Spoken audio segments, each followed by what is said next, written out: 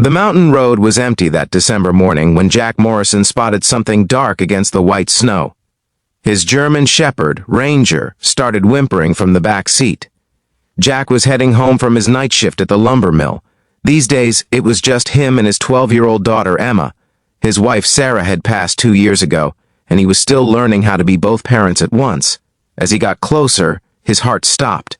It was a police cruiser, halfway in the ditch. The driver's door hung open. Jack pulled over and grabbed his emergency kit. Ranger jumped out behind him, already tracking something.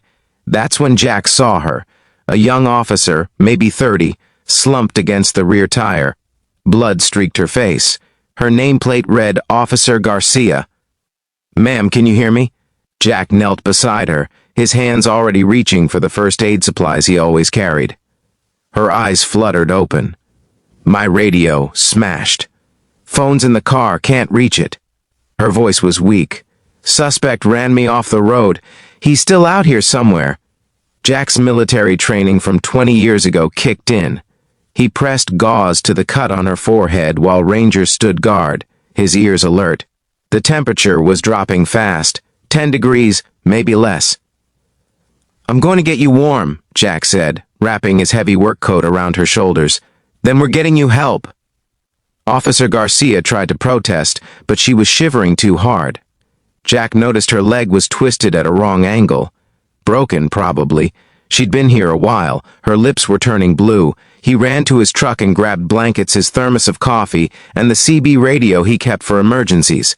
The cell service up here was useless, but the CB might reach someone. "Breaker, breaker, this is Jack Morrison on Highway 47, mile marker 23. Officer down, I repeat, officer down. Need immediate assistance. Static. Then nothing." Officer Garcia was fading. "My partner's going to worry," she whispered. "I have a son. He's 6. His name is Daniel." Jack kept talking to her, keeping her conscious. He told her about Emma, about how hard it had been since Sarah died, about the small moments that kept him going. A smile from his daughter. The first snow. Ranger's loyalty. "You're going to see Daniel again," Jack promised. "I lost my wife, but I still have my girl. You're going to hold your boy tonight."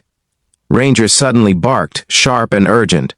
Jack turned to see a figure emerging from the tree line, a man in a torn jacket, wild-eyed and desperate. "The suspect. Keys," the man demanded, pulling out a knife. "Give me your truck keys." "Now." Jack stood slowly, placing himself between the man and Officer Garcia. His heart pounded, but his voice stayed calm. "You don't want to do this. There's already one officer hurt. Don't make it worse. I said give me the keys." Ranger's growl rumbled low and dangerous. The man took a step back. "Listen to me," Jack said, his tone firm but not threatening. "I'm a father. You might be somebody's son. Maybe you made mistakes, but hurting people, this isn't how your story has to end." Something flickered in the man's eyes. His hand wavered. "I served in Afghanistan," Jack continued. "I've seen good men make bad choices out of fear, but I've also seen them choose different. Choose better. It's not too late." The man looked at the knife in his hand, then at Officer Garcia, barely conscious on the ground. Slowly, the weapon lowered. "I just wanted to go home," he said, and suddenly he looked very young. "I just wanted to see my mom." "Then let's make that happen the right way," Jack said gently. The CB radio crackled to life.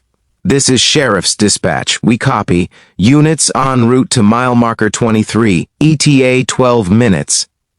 Jack kept talking to the man, keeping him calm until the sirens wailed in the distance. The suspect sat down in the snow and waited. The ambulance took Officer Garcia first. As they loaded her stretcher, she grabbed Jack's hand. "Thank you. You saved my life." "Ranger helped too," Jack said with a small smile. 3 weeks later, Jack was at Emma's school concert when someone tapped his shoulder. Officer Garcia stood there in her dress uniform, walking with a slight limp but smiling. Beside her was a small boy with her same dark eyes. "This is Daniel," she said. "I wanted him to meet the man who made sure his mom came home." The boy looked up at Jack with serious eyes. "Thank you for saving my mommy." Jack knelt down to his level, his throat tight. "Your mom's very brave. And you know what? Sometimes we all need a little help. That's what people do for each other. Later, at the coffee shop, Officer Garcia told him the rest. The suspect was getting help, a chance at redemption instead of just punishment. The police chief had given Jack a civilian commendation, but more than that, she'd started a program teaching officers wilderness first aid, inspired by what happened on that mountain road. One act of kindness, she said. Look what it created. Jack thought about Sarah, about the values she'd wanted to pass to Emma, about being the kind of man who stops when someone needs help, even when it's cold and dangerous and easier to drive past. My wife used to say we're all just walking each other home, he said quietly.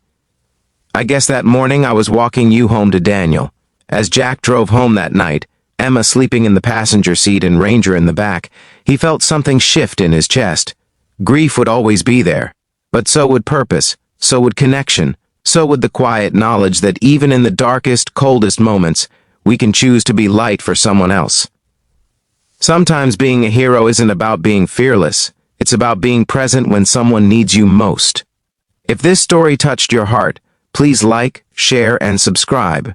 Leave a comment below telling us about a time someone showed you unexpected kindness, or when you were able to be that kindness for someone else. These stories matter. Your story matters.